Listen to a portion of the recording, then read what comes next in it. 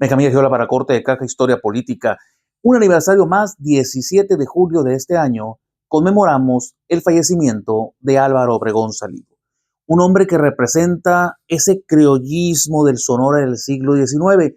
Nace en 1880, pero hablar de Álvaro Obregón, siempre lo hemos dicho, es hablar de diferentes Álvaros Obregón. Hay un Álvaro Obregón huérfano a primera hora, que se va formando amparado y abrazado por la generosidad y la solidaridad de su familia y de esas redes regionales que explican en gran parte cómo se fue conformando el mapa social del Sonora de esos años. Hay un Álvaro Obregón triunfador en la política como alcalde de Guatabampo en una reñida y polémica elección municipal que a final de cuentas le toca calificar al Congreso, y Adolfo de la Huerta da el voto bueno que le permite a Obregón ser alcalde de Guatabampo. Es irónico que años después van a terminar conflictuados de la Huerta y Obregón, allá en los 20, por la disputa por la silla del Águila, la presidencia de la República.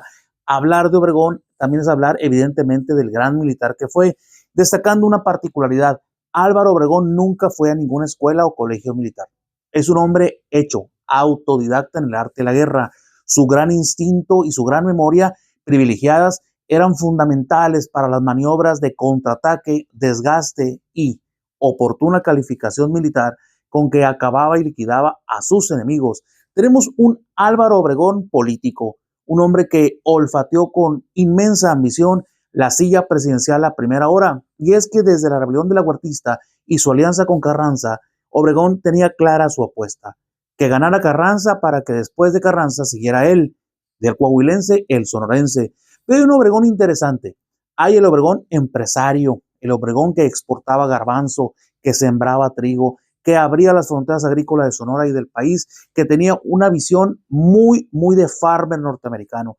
Un hombre que privilegiaba la pequeña o mediana propiedad productiva sobre los intentos de reforma ejidal o de comunidades colectivas. Era un hombre que creía en los destellos y en los alcances de la propiedad privada.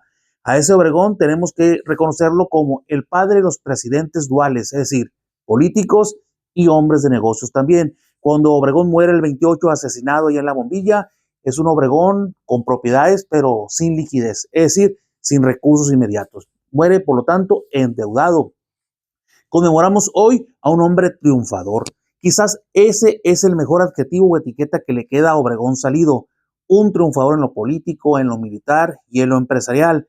Un hombre que vino a marcar una pauta. No se entiende el siglo XX sonorense sin la figura de Álvaro Obregón, que, dicho sea de paso, así como tiene muchos seguidores, tiene también muchos detractores, porque su presidencia fue una presidencia coyuntural, producto de una sonada militar, sí, el plan de Agua Prieta que tumba a Carranza, pero también producto de una gran dificultad.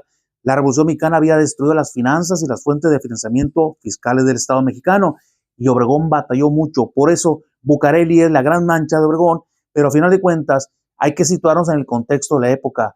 Quizás solamente un Álvaro Obregón podía ser el timón del barco nacional en los turbulentos años 20.